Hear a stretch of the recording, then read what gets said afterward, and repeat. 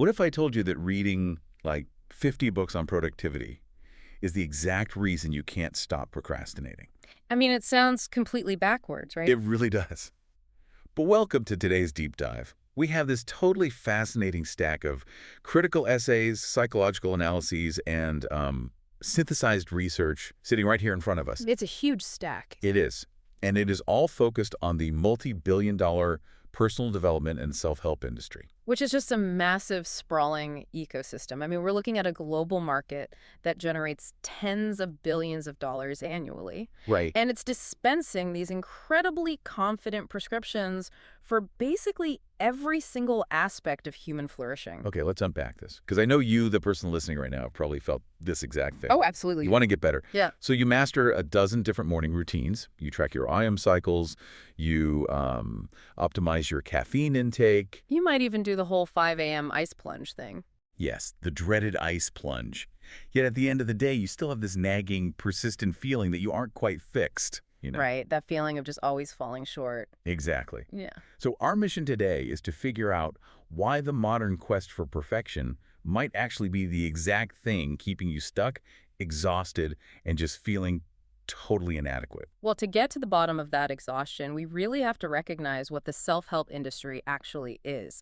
The literature we reviewed describes it as a meta product. A meta product. Wait, what does that mean? So it isn't just selling you a single tangible skill like how to code or, how to bake bread. It's the system that packages and sells all human desires. Oh, wow. Like wealth, status, happiness. Purpose, exactly. The industry tells you there is a strict formula for all of it.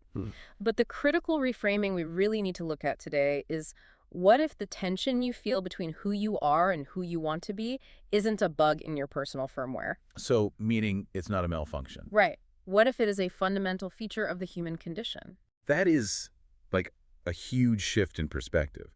Instead of seeing our daily struggles as a glitch that needs a patch, we might just be experiencing normal life. Exactly. But, I mean, the people selling these firmware updates, so to speak, they are incredibly convincing. Very convincing.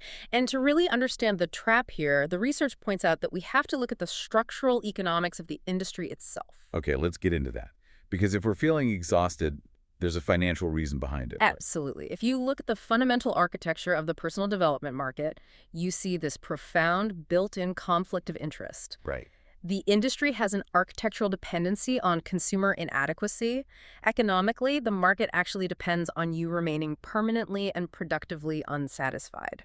So it's like a mechanic who subtly loosens a bolt on your engine during an oil change, just to ensure you have to come back next month. That's a great way to put it, yeah. Wait, hold on, though. Oh. You're making it sound like every life coach is some kind of comic villain plotting in a corporate boardroom. Right, right. I mean, surely some of these gurus and authors genuinely want to help people. Oh, for sure. The individuals writing the books or recording the masterclasses might have excellent intentions.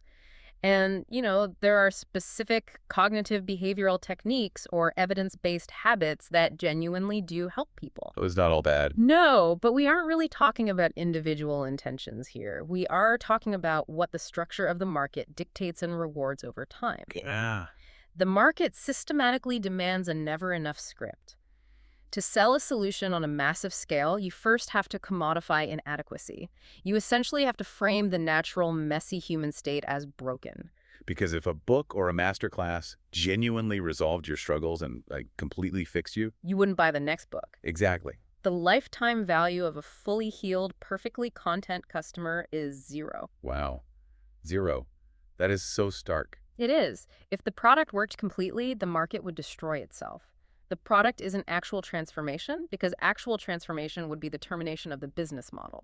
Right. So what are they actually selling then? The product they are selling is the promise of transformation. Consequently, the most financially successful courses and journaling systems are structurally designed to leave just enough unresolved in your life to make the next purchase feel like a biological necessity. That is just wild. So if the game is economically rigged to keep us perpetually on the hook, I have to wonder, why do we keep playing? That's the big question. Yeah, if the last 50 books didn't fundamentally change our lives, why are we pre-ordering the 51st? Well, the answer really lies in the neuroscience of how our brains process this specific type of content. The research points to a phenomenon known as the information action gap. The information action gap. Yeah. The biggest trap in this whole ecosystem is the confusion of learning with doing. Oh, I know exactly what you're talking about. The texts call it the consumption high, which is such a brilliant It phrase. really captures it perfectly. Right. It's this whole idea of productive procrastination. Mm. When you sit down and read a book about building extreme discipline, your brain triggers a dopamine release that perfectly mimics the feeling of having actually done the hard work. Yes. And what's fascinating here is how this neurologically hijacks our natural evolutionary drive for progress. Wait, how so? Like back in caveman times. Essentially, yeah.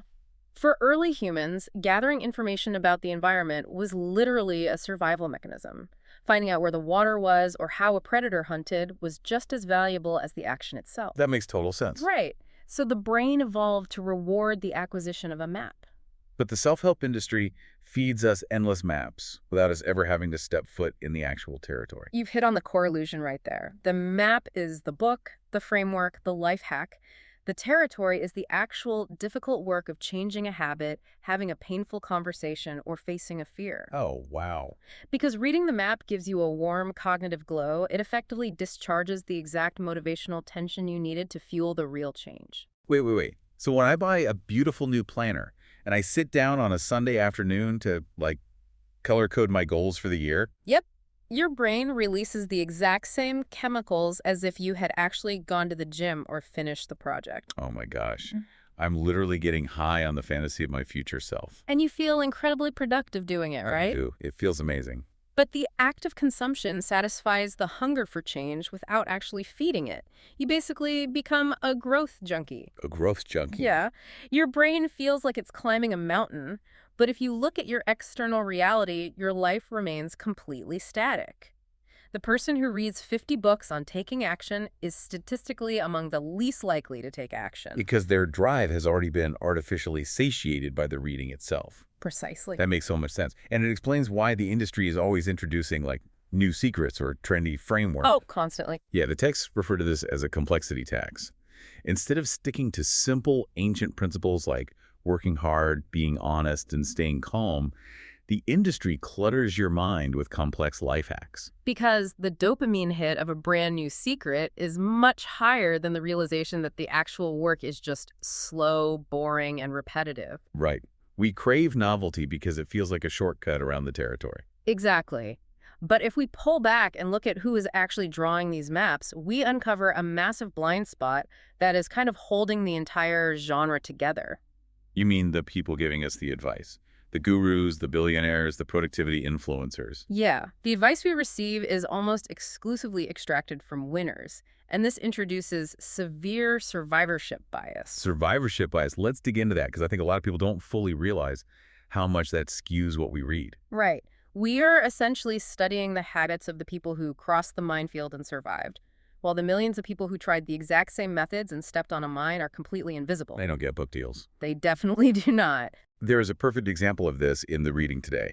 You'll have a tech billionaire write a memoir crediting their massive fortune to the fact that they, take a daily ice bath, wake up at 4:30 a.m., and use a highly specific journaling prompt. The classic CEO morning routine. Right. And they present those habits as the definitive formula for success. Meanwhile, they completely omit the inherited safety nets, the Ivy League social connections, the macroeconomic timing, and honestly, the sheer luck that actually made their massive financial risks possible in the first place. So they've turned their unique, highly privileged circumstances into a mandatory map for the masses. That's exactly what happens, because the market selects for confidence over accuracy. Huh. Nuance and honest uncertainty simply don't sell books. Bold, universal prescriptions do. Right. This means the most prominent figures in the space are often those most willing to overstate what they actually know, taking a highly specific personal victory and presenting it as a universal law of physics. And the sources point out that this survivorship bias leads to something much broader in our culture. They call it the gaslighting of individualism. Yes, this is a really crucial point from the literature. Yeah, it's Well, fascinating. The argument being made in the research is that self-help can sometimes take highly complex, systemic societal issues and just completely reframe them purely as individual mindset problems. Right. It individualizes problems that are actually collective or structural. Like what?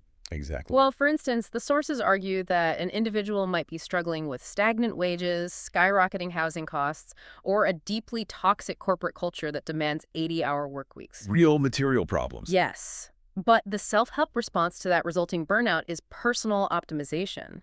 The message is you don't need a better labor market, you need better sleep hygiene. Wow. You need a stronger mindset, you need more resilience. So by framing systemic or environmental issues as internal personal defects, it basically redirects a person's energy inward. Yeah. It tells you that if you are stressed about making rent, you just aren't practicing enough gratitude or taking like radical personal responsibility. And the text suggests that overrating personal agency like that can lead to immense self-blame. I can see how that would happen. When external factors like a massive market shift, a global event, or just plain bad luck disrupt a person's life, Right. the self-help framework implies it's because they didn't manifest hard enough. Which keeps people endlessly focused on fixing themselves rather than looking at the systems around them, Right. which leads to just a profound exhaustion of the soul.